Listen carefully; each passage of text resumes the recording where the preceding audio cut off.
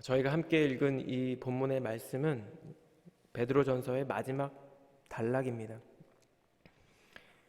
이 마지막 단락에서 사도 베드로는 복음의 적대적인 이 시대를 살아가고 있는 성도들에게 마지막 메시지와 또 마지막 문안 인사를 지금 드리고 있습니다.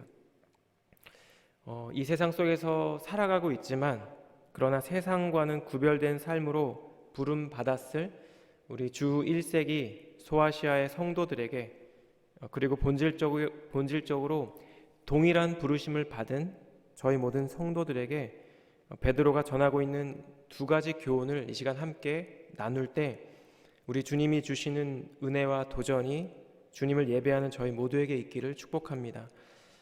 첫 번째로 본문의 말씀이 전달하고 있는 것은 이 세상의 공격과 박해 가운데 그리스도인의 자세와 태도에 관한 것입니다. 그것은 바로 근신하고 깨어 있으며 믿음 안에 거하라는 것입니다. 8절 말씀인데요. 근신하라 깨어라 너희 대적 마귀가 우는 사자같이 두루 다니며 삼킬 자를 찾나니. 베드로가 지금 권면하는 것은 근신하고 깨어 있으라는 것입니다. 이것은 단순히 잠에서 깨어 있는 그런 상태를 말하는 것이 아니라 영적인 경각심을 갖고 이 세상을 바라보라는 것입니다. 사도 바울도 데살로니가 교회 성도들에게 동일한 교훈을 권면한 바 있는데요. 데살로니가 전서 5장 6절 말씀입니다. 그러므로 우리는 다른 이들과 같이 자지 말고 오직 깨어 정신을 차릴지라. 이렇게 사도 베드로와 사도 바울은 성도들이 세상의 어떤 근심과 염려에 마음을 빼앗기거나 혹은 이 세상이 주는 기쁨과 쾌락으로 인해 주님의 날을 잊지 않도록 근신하고 깨어 있을 것을 권면하고 있는 것입니다. 개인적으로 저희 가정은 이번 크리스마스가 미국에서 보내는 첫 성탄절입니다. 제가 이곳 텍사스로 유학을 오기 전에 섬겼던 교회에서 담당했던 사역 중 하나가 대전에 있는 외국인 유학생들을 섬기는 사역이었습니다. 그런데 이제는 입장이 바뀌어서 제가 이곳에 외국인 유학생이 된 것입니다. 그래서 저희 포트워스 주변의 미국 교회에서 외국인 유학생이라는 이유로 여러 섬김을 받곤 하는데요. 얼마 전에는 우리 아이들에게 큰 선물 보따리를 교회 스태프들이 전달해 주었습니다. 그 선물 꾸러미들을 풀어보며 너무나 행복해하는, 너무나 좋아하는 우리 4살, 2살짜리 남자 아이들을 바라보며 저 또한 참 감사하고 또 저 역시 굉장히 행복한 마음이 들었습니다. 그런데 그러면서 문득 제 안에 든 생각은 우리를 위해 육신의 몸을 입고 오신, 그래서 어쩌면 이 성탄절에 정말 진짜 주인공 되시는 예수님으로 인해 우리가 이렇게 기뻐하고 있을까? 우리의 자녀들이 예수님의 오셨다는 그 사실로 인해 이렇게 기뻐하고 있는가라는 생각이 든 것입니다. 성탄절의 본질이 산타와 선물과 파티가 아니라 우리를 위해 당신의 하나뿐인 아들을 보내주신 하나님이시며 또 우리를 위해 친히 이 땅에 오신 예수 그리스도라는 사실을 분명히 기억해야 하는 것처럼 베드로 역시 지금 성도가 갖는 정체성은 나그네요 거류민이며 따라서 이 땅이 주는 잠깐 동안의 기쁨이나 고난을 넘어 깨어 근신할 것을 우리에게 말씀하고 있다는 것입니다. 베드로는 이 세상을 살아가는 저희 모두가 이렇게 근신하고 깨어 있어야 하는 아주 분명한 이유를 이제 제시하고 있는데요. 그것은 대적 마귀가 우는 사자같이 두루 다니며 삼킬 자를 찾고 있다는 것입니다. 주 1세기 성도들은 사도 베드로의 이러한 비유에 굉장히 강한 전율을 느꼈을 것입니다. 왜냐하면 베드로 전서를 읽고 있는 이 당시의 성도들은 이 비유를 접하며 원형 경기장에서 죄수를 물어뜯는 사자의 모습을 상상했을 것이기 때문입니다. 이처럼 예수님과 또 예수님을 따르는 자들에 대한 대적 마귀의 공격과 이 세상의 박해는 날이 갈수록 점차 강렬해져 갈 것입니다. 그러므로 성도들에게 반드시 필요한 것은 이어지는 9절 말씀과 같이 믿음을 굳건하게 하는 것입니다. 9절 말씀인데요. 너희는 믿음을 굳건하게 하여 그를 대적하라. 이는 세상에 있는 너희 형제들도 동일한 고난을 당하는 줄을 알미라. 베드로는 지금 성도들이 당하고 있는 고난이 교회에 속한 모든 형제에게 임했다는 사실을 전하고 있습니다. 이것은 지금 내가 겪고 있는 이 어려움이 나의 개인적인 문제가 아니라 성도 전체의 문제이며 교회의 문제라는 것을 강조하고 있다는 것입니다. 하나님을 대적하는 이 어두운 세상을 살아가는 성도가 붙들어야 하는 것은 바로 믿음이라는 것입니다. 9절에서 굳건하게 하여라고 번역된 이 헬라어의 원래 뜻은 흔들리지 않는 반석 같은 단단함을 의미한다고 합니다. 베드로가 이 편지의 수신자들인 소아시아의 성도들에게 단순히 하나님을 신뢰하십시오 이렇게 권면하지 않고 흔들리지 않는 반석 같은 어떤 단단함을 요구하고 있는 것을 보면 이 당시 이 박해를 틈타 마귀가 행하는 이 위협이 이 당시 성도들의 신앙을 위협할 정도로 엄청난 힘을 갖고 있다는 것을 우리로 하여금 짐작하게 합니다. 사실 여러분, 베드로 같이 예수님을 3번이나 부인했던 사람이 이와 같은 흔들리지 않는 믿음을 권면할 수 있었던 이유는 그 역시 이 세상의 위협 앞에서 한때 연약한 사람이었지만 그리스도의 부활을 경험하고 성령을 체험한 이후에는 하나님 안에 있는 은혜로 굳세고 담대한 신앙을 가지게 되었기 때문일 것입니다. 이제 이어지는 10절과 11절에서 베드로는 이처럼 성도들이 받게 될 이 고난이 끝이 있을 뿐만 아니라 분명히 선한 목적이 있다는 사실을 다시 한번 강조하고 있습니다. 우리 10절과 11절 말씀은 함께 읽겠습니다. 시작. 모든 은혜의 하나님 곧 그리스도 안에서 너희를 부르사 자기의 영원한 영광에 들어가게 하시니가 잠깐 고난을 당한 너희를 친히 온전하게 하시며 굳건하게 하시며 강하게 하시며 털을 견고하게 하시리라. 권능이 세세 무궁토록 그에게 있을지어다. 아멘. 먼저는 은혜의 하나님께서 그리스도 안에서 아무 자격 없는 우리를 부르셨고 그리스도의 대속적 죽음을 통해 하나님의 영원하신 영광에 들어가게 하실 것이라는 사실을 강조합니다. 베드로전서 1장 6절에서 이미 베드로가 선포한 대로 성도들이 겪게 될 고난은 잠깐 동안 지속될 뿐인 것입니다. 베드로전서 1장 6절인데요. 그러므로 너희가 이제 여러 가지 시험으로 말미암아 잠깐 근심하게 되지 않을 수 없으나 오히려 크게 기뻐하는도다. 잠깐 동안이라는 이 말은 우리의 인생 가운데 극한 고난이 아무리 오래 지속된다 하더라도 결국 성도가 하나님의 나라에서 아버지의 나라에서 누리게 될 영원한 기쁨에 비하면 결코 짧고 가볍다는 것을 강조하는 표현입니다. 그래서 바울은 고린도 후서 4장 17절에서 우리가 잠시 받는 환난에 경한 것이 지극히 크고 영원한 영광에 중한 것을 우리에게 이루게 합니다라고 선언한 것입니다. 하지만 그럼에도 불구하고 육신의 몸을 입고 있는 저희 모두에게 이 고난의 시간은 결코 쉽지 않은 것이 사실입니다. 사람들에게 이 세상에서 가장 힘든 고난이 무엇입니까? 이렇게 물어본다면 사람들은 아마도 내가 당한 고난이 가장 힘든 고난입니다. 이렇게 대답할 것입니다.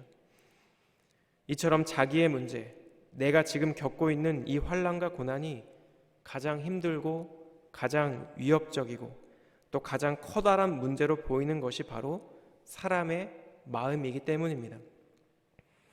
이와 같은 고난과 박해 가운데 있는 성도들을 향한 베드로의 구체적인 권면은 바로 하나님에 대한 어떤 확신을 회복하라는 것입니다.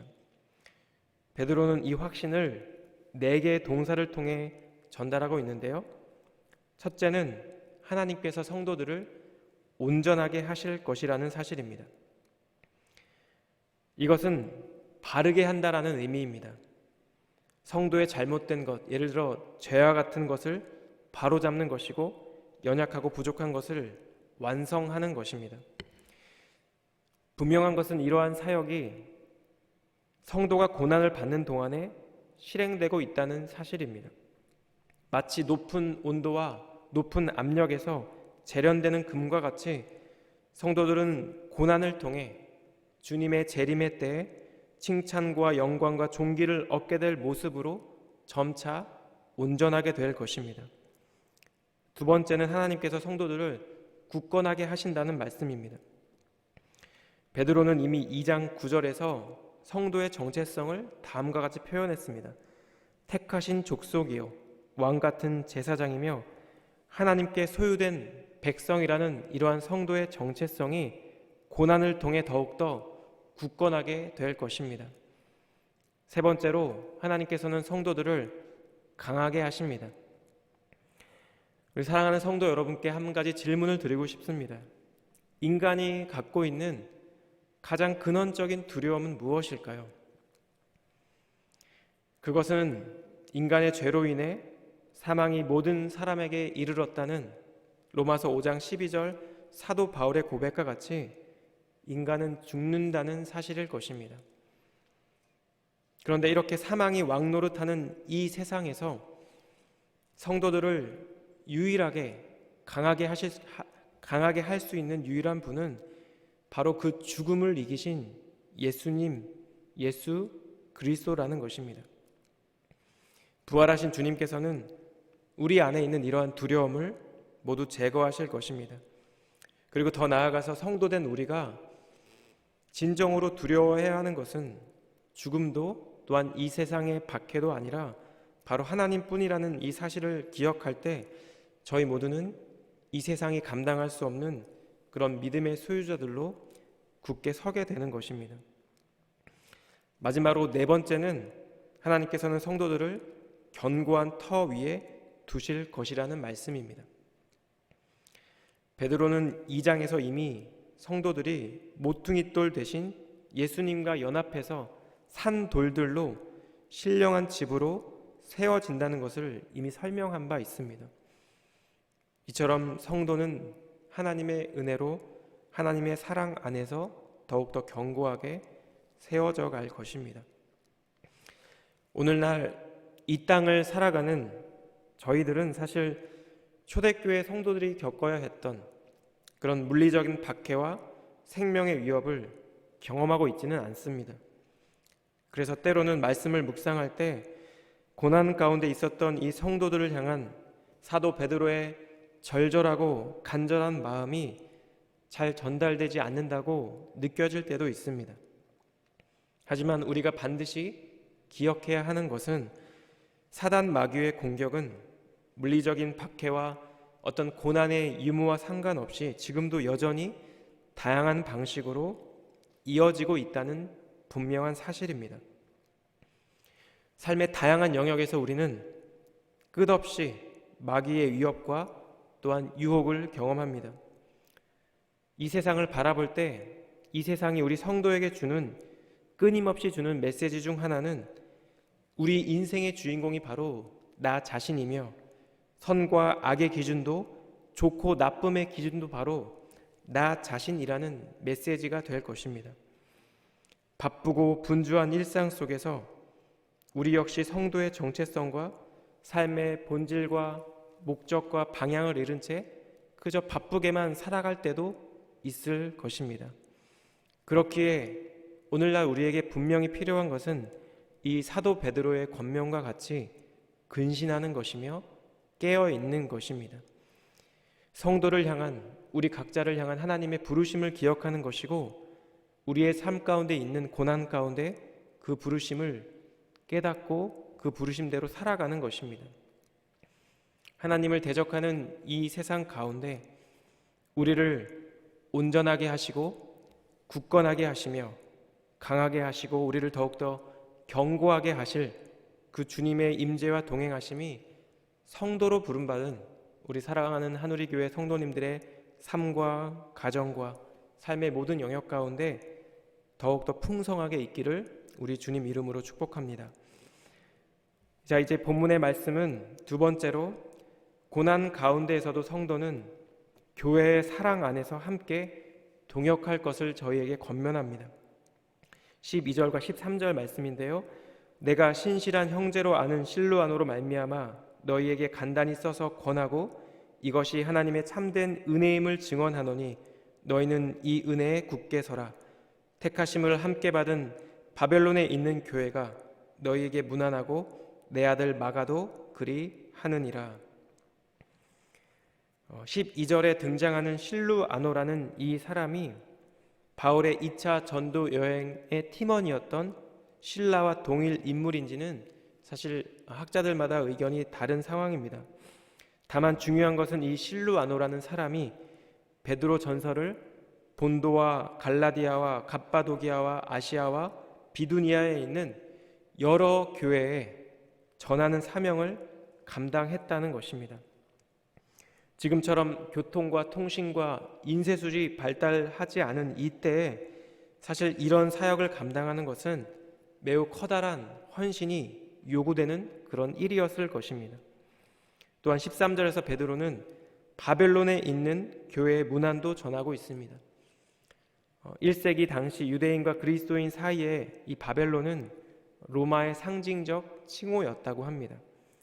그리고 베드로가 베드로전서를 기록할 당시 로마에 거주했다는 측면에서 바벨론은 로마를 의미합니다.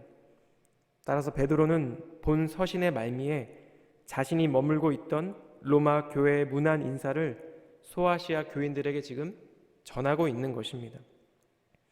마지막으로 13절에는 마가라는 인물이 또한 등장하는데요. 이것은 이 인물은 베드로의 영적인 아들로 소개되고 있습니다. 여기서 마가는 모든 주석가들이 지금 인정하는 대로 마가복음을 기록한 요한 마가를 지칭하는 것으로 보입니다.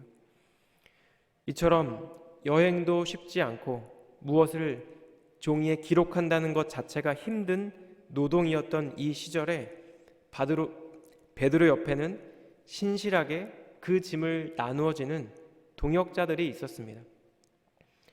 사도 바울이 수많은 박해와 고난과 핍박 가운데서도 그와 함께 동행했던 팀원들과 함께 하나님께서 맡겨주신 이 전도 사역을 신실하고 능히 감당할 수 있었던 것처럼 베드로 역시 주님의 일을 위해 힘써 동역하며 함께했던 동역자들이 곁에 있었다는 것입니다. 오늘 이 본문의 말씀은 성도가 고난 가운데 있을 때에도 그리고 주님의 부르심을 따라 하나님의 일을 감당할 때에도 이 성도가 속해 있는 공동체를 기억해야 한다는 사실을 전달하고 있습니다. 하나님께서 성도에게 공동체를 허락해 주신 여러 이유 중 하나는 성도가 감당해야 하는 이 선한 싸움을 함께 감당할, 함께 짐을 나누어질 동역자들을 우리에게 허락해 주시기 위해서인 것입니다. 저는 이 본문의 말씀을 묵상하고 설교를 준비하는 가운데 저 역시 그리고 우리 사랑하는 성도님들 한 분 한 분 역시 누군가의 실루아노로 그리고 누군가의 마가로 소개되고 기억되면 좋겠다라는 소망이 들었습니다. 저 먼 로마에서 베드로와 실루아노와 마가와 로마 교회 공동체의 안부를 전해 들었을 소아시아의 성도들은 분명 하나님의 크신 위로와 격려를 경험할 수 있었을 것입니다. 하나님께서는 저희 모두를 하나님께서 사랑하시고 하나님의 사명을 허락해 주신 한우리 교회 공동체로 불러주셨습니다. 주님께서 저희를 부르신 이 자리에서 베드로를 도왔던 실로아노와 같이 그리고 마가와 같이 서로가 서로에게 힘이 되고 격려가 되고 짐을 나누어지는 그런 귀한 공동체로 세워져 가게 되길 우리 주님의 이름으로 축복합니다. 우리 모두를 이 한우리 공동체로 부르신 주님의 선하신 뜻과 계획 속에 주님의 일을 위해 힘써 동역하며 서로를 축복하며 함께 짐을 나누어지는 참된 동역자가 되기를 우리 주님 이름으로 축복합니다. 그러할 때 오늘 베드로의 마지막 인사처럼 그리스도 안에 있는 저희 모두에게 하나님의 평강이 넘치게 될 것입니다. 기도하겠습니다.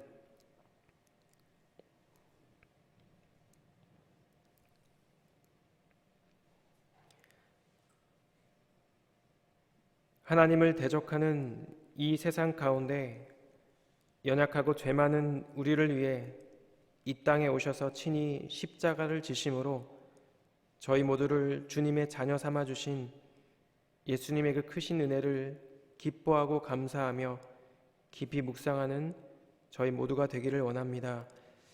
주님, 세상의 고난과 성도가 겪는 외로운 싸움 가운데서도 오늘 우리가 함께 살펴보았던 사도 베드로의 권면과 같이 근신하고 깨어있어 영원하신 하나님의 영광을 사모하며 하루하루의 삶을 살아가는 저희 모두가 되게 하여 주시옵소서.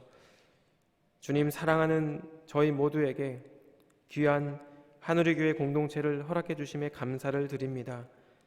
서로가 서로에게 베드로에게 실로아노처럼 그리고 마가처럼 함께 짐을 지고 사랑하고 섬기며 하나님의 영광을 이 세상에 드러내는 그리스도의 몸이 될 수 있도록 주님 저희 가운데 은혜를 더하여 주시옵소서. 오늘 하루도 저에게 주신 이 말씀을 기억하며 하나님의 영광을 바라보며 살아가는 복된 하루 되게 하여 주시옵소서. 주님께 감사드리며 예수님의 존귀하신 이름으로 기도드렸습니다. 아멘.